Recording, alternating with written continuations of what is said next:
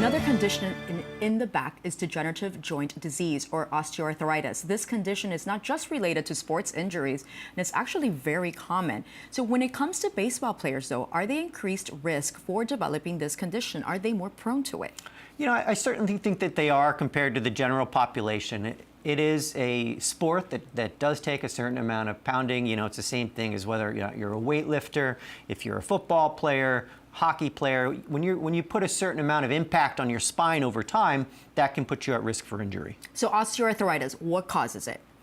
It's a little bit of a mix, you know. Okay. It's something that happens, you know, part of it's got to be genetics, you know, part of it, I'll joke around with patients, I say, well, you can blame your mom and dad, because that's part of it, right? But part of it too is what you're doing to yourself, and if you have some sort of kind of catastrophic injury, that can kind of set you on the road that things get worse over time.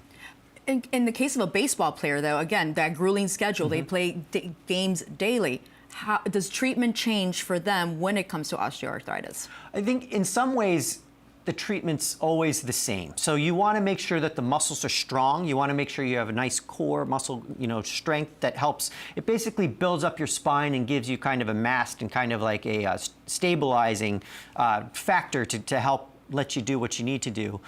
The other thing, though, is if you're looking at professional athletes, they also get a little bit of advantages that you and I don't. You know, they get different kinds of muscle stim and ultrasound and laser and treatments that we don't necessarily get at home.